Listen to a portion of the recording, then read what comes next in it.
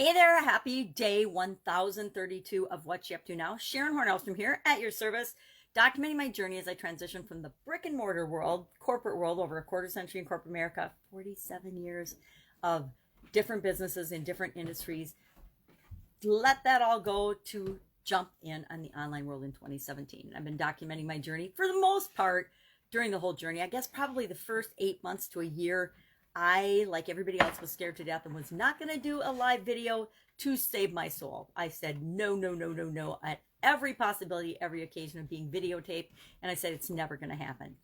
Well, unfortunately, my vision has had other plans for me. And so I've gotten to the point where I cannot write down and do everything I want to do. So I need to do video to capture my lessons learned so that I can learn them and not make the same mistakes again, as well as just kind of share what's working, what's not, the good, the bad, the ugly of the online world. Because like any industry, we have our inside information and insider secrets, right? Every industry that I've worked in, and there's been many, there are ways that insiders do business, and there are ways that outsiders try to break in and do business. And sometimes just knowing one little tweak or trick or way a industry does business is enough to get your foot in the door and have a huge impact on that industry.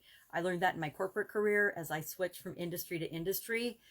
Most people, like me, I grew up an engineer. I went to engineering school. Stick in one corporation. They go to work or at least stay in the same industry. So I sort of stayed within the same function. I early on in my career, after, getting my engineering degree and a couple of other degrees, I worked for some giant corporations and started out in the manufacturing track. And I wanted to do manufacturing marketing. I wanted to learn about both areas in that job. And it was basically told, no, you either come into our organization as part of the marketing arm and you follow that marketing sales track, or you come in as an engineer or a manufacturing leader and you come in the manufacturing part of the business and you follow that manufacturing career path, and the twain shall not meet or crisscross ever. And so I didn't like that answer, and that's when I started I loved that company because I got some of my great foundational learnings, and I increased my love of continuous learning and growing by some of the amazing trainings I was afforded the opportunity to participate in at that company. But I knew that I wasn't going to be able to meet my own career objectives and what I wanted to develop and who I wanted to be over my lifetime if I stayed in that organization. So I learned early on in my career that if I wanted to achieve what was right for me, I was going to have to work in different companies, different industries, and find my own path, make my own way. There wasn't going to be, well, here's our proven career path. You can just follow this system and you will be successful. In an organization at that time that had over 80,000 employees, I didn't see that happening for me or for very many other people. And for me, for a lot of reasons. But I didn't choose to go down that road, down that path. And because of that, I've created my own very unique career path over the decades. Some things have been awesome and very successful and super easy, and excited and delighted I took those roads and those paths. Others, yeah, not so much. Others sometimes were like hitting a brick wall, dead stop. Okay, what do I do now? How am I going to get through this wall? Or am I going to go around the wall or over the wall? How am I going to deal with this challenge? And so challenges have been a part of my life and a part of my experiences since I was a little girl, since I was a very, very little girl. And so I've just come to embrace and love challenges. Don't always love them when I first experience them, but I've learned over the years to find a way of dealing with them in a process, which I actually share in and have been during COVID-19, in a 30-day free get up and go challenge. I mean, what do you do now? Yep, this happened. I can spend a lot of time being unhappy and devastated that it happened, or I can say, yep, this happened. What am I going to do about it? I like the what happened, so what next? I like that model because it gets me moving faster to a solution. And that's what we always want to do, because we're always going to have problems and changes and stuff that comes up. It's just inherent in being a human being. Otherwise, life would be pretty darn boring. At least that's how I like to look at it. So today, what are we working on? Today, our idiom was beat the band. Finally finished, and you can see it's well worn, and I've got 2 notebooks that go along with it. This little book that I found, and I cheated and used as content for or the idea for content for the last 634 days plus, because I didn't start counting until after a while, after actually quite a while. I did a lot of them. I just randomly would pick them every day. And I started doing it because I was in the process of moving out of, divorced, moving out of my home for, I had 40 some years worth of stuff or more accumulated in that property. And I needed to get out and get it fixed up and get it sold. So as part of that, I was like, well, what am I going to do for content for my business people, my Supersize Your Business folks? And I started looking at, some people do a word of the day. I'm like, I'm not going through the dictionary and doing a word of the day. I'm going to do an idiom of the day. And I found this little book. I had gotten it for my kids, and when they were in junior high, and it had never been looked at, never been opened. I think maybe I had paged through it once, but otherwise the kids never got around to looking at it. They didn't care that much. They didn't care about idioms. They were into paintball and snowboarding and things like that, active things that were more important than learning what idioms mean. And some of the idioms and the way they're defined in this are sort of hilarious. It was written in the 90s before the internet. And so for me, it became fun to see what they said in here and then compare it to what's available on the internet, which is, huge. And that's when I realized there's like 20,000, at least 20,000 or more growing all the time, idioms that are used in the English language alone. So I am not out of ammunition. I am not out of idioms, but I need to figure out, how do I go from doing probably about 700 idioms and pick new ones going forward so I'm not repeating. Will it matter if I repeat one? Chances are not, right? I was reminding myself of that this morning. Chances are nobody has seen all 650 or 700 idioms that I've done before. And I have a whole different perspective because I'm a totally different person as I look at those idioms now as I was when I first started doing this and first started looking at the idioms. So that's my big challenge. It's tomorrow will be the first day that I need to come up with another strategy for finding idioms and selecting idioms. Now, tomorrow happens to be Thanksgiving. So to me, it's a no-brainer. I'm going to go on Google and I'm going to say Thanksgiving idioms. And then I'm just going to pick one and I'm going to share that tomorrow. And that'll be pretty easy. Now, I bet there's Black Friday idioms, right? And since we're coming into the holidays, I know that there are Christmas idioms. So I could in December do top 25 Christmas idioms or countdown to Christmas idioms for the month of December. I don't know yet. I haven't decided how I'm going to do it, but I know that that's a whole lot of idioms. That's probably enough idioms that I could do one every day for the rest of my life and not run out of idioms. I could do the math on that. What's 20,000 divided by 365? So it gives me years worth of information and data, right, that I could continue to do. And then I can always go back and categorize and group and pull things together and say, what are the top 3 idioms for this specific type of business owner? What are the top 10 idioms for people, for coaches? What are the top 10 idioms for manufacturing business owners? I mean, I could do all kinds of fun things with it. So I don't know if I'll keep doing it, but I'm going to do it for a while. I'm not going to give up just because I ran out of the book. That would be quitting. Not really a quitter. So tomorrow, I guarantee that you'll hear a Thanksgiving idiom out of me. Today was beat the band, which was an interesting idiom. It's got 3 possible meanings and 3 possible origins, all of which tie into, to me, attention, how to get attention and how to get positive attention. I mean, you say, yeah, negative and positive attention are both attention, but I want to get positive attention. I've had both negative and positive attention.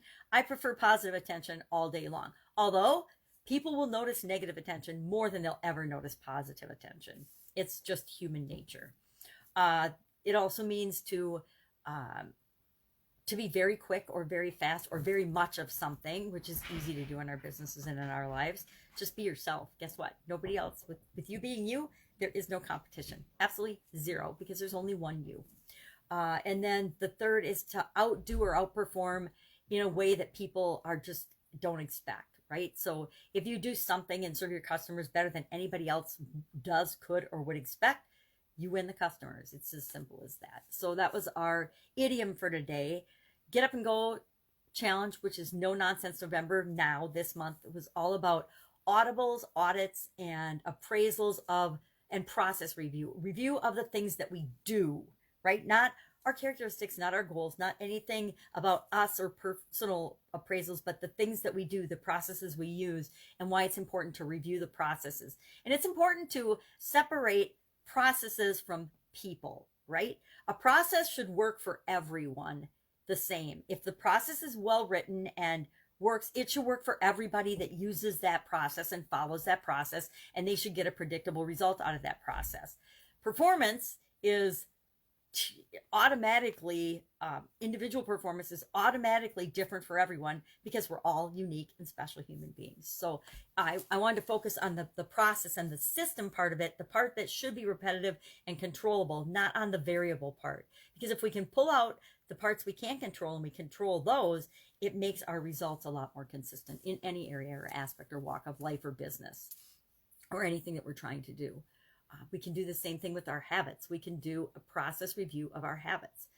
If I have the habit of doing something every day that helps my health, like if I exercise every day for an hour and I have a habit and I check off that I've done that and I have a process for doing that, that's something I do that gets me a result that I want. So that was a fun one today. I have been doing audits for decades as part of my college life, my corporate career, and my businesses just have been in auditing for a really long time, and I like it. I like it because it helps me to periodically check in and make sure that the systems are working and I'm getting the results that I want. So we talked about that today. Fun challenge was about enemies, and it's better to turn your enemies into friends than to have enemies. I mean, enemies take up a lot of energy. I don't know about you. I haven't really had a lot of enemies in my life. I just haven't been that controversial. But when I do, or when we have haters online, you can use a lot of emotional energy responding to them and going back and forth.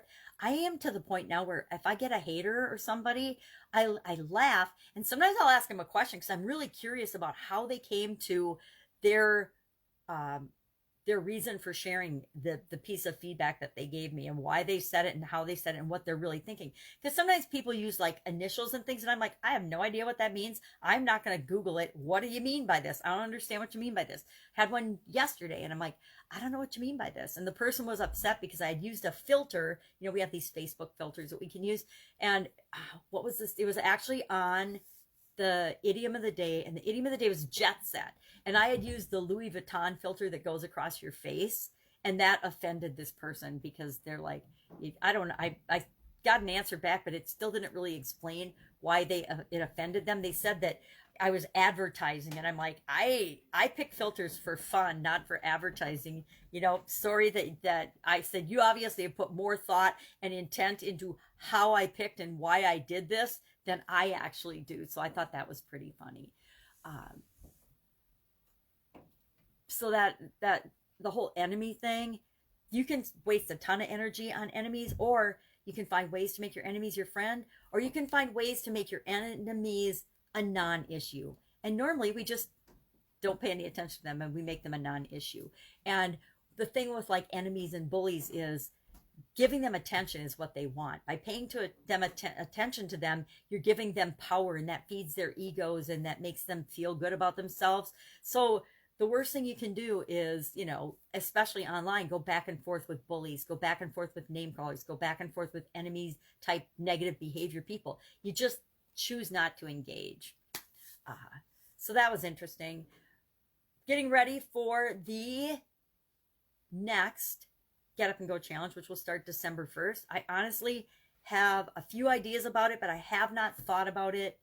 I'd be lying if I said I'd thought about it at all. I've thought about it maybe 3 times just in passing. Usually when I'm talking about something else, I'll be like, oh, that's a good idea. Like the other day, I got the idea that during the December 30-day challenge, my purpose and objective as I go through that personally is going to be to create the early 2021 challenge summit. We're going to do a challenge summit. I told a bunch of people I'd do a challenge summit, I would lead it. So now I have to do it because I committed to doing it. So will plan and put the pieces of that summit together as part of the Get Up and Go challenge for myself in December. Now that's not the overall purpose of the challenge to have a project or something. The purpose of the challenge is to give people a process and a framework that they can install in their subconscious that guarantees they'll have better results after any change or challenge that they face, whether it's as big as COVID or as little as deciding what flavor coffee you want to drink in the morning. You will have a process that will automatically run whenever you're faced with a challenge, a change, an obstacle, a decision, a choice. You will automatically have a framework that your subconscious and your conscious can go through to guarantee that you're going to get better results. I've used it. I can't tell you how many times this year. The process runs automatically in me. So every time I have to face a challenge, a change, a dilemma, a question, it automatically goes and works in me, and it then serves me up the best possibilities for myself. And I pick among the best possibilities, and instead of all the possibilities of dealing with a situation. So I'm actually, as I'm talking about it, I'm actually excited about that, getting ready for the summit as part of that, because it makes me have a project that I'm planning as I'm going through and learning and growing and sharing tools with everybody else. I actually have a specific project that I'm working on and a plan that I'm working on and the different pieces of that. And maybe what I'll do is I'll break the pieces of what it takes to create a summit down and do that as part of my homework. And I'll align that with personal or physical, mental, emotional, spiritual, financial, relationships, and contribution goals and objectives and those topics that we talk about, and use that as examples throughout to show people how you can use a challenge that you're delivering to other people to actually create and add value to your own life. Not just add customers. They're using them for marketing all the time now, which is great. And I get it, because it is the fastest, easiest, most effective way to get people a result. And how you show people and prove to them that you can serve them is help them get a result. You don't get it for them. You help them get a specific result really, really quickly. Super powerful. And once you help somebody get a result, they feel like they should reciprocate and they should be involved with you to get more results that they want. So that's it. I am going to go start my day. Granddaughter today. So I've got some shopping to do, and I don't want to go shopping, but I do have to go get a couple of things. And that's it. Have an absolutely awesome day. If I can help you in any way, questions, hit me up in the comments below. Otherwise, I will be with you tomorrow with an update on what I'm doing as I go from the brick and mortar offline world to the online world.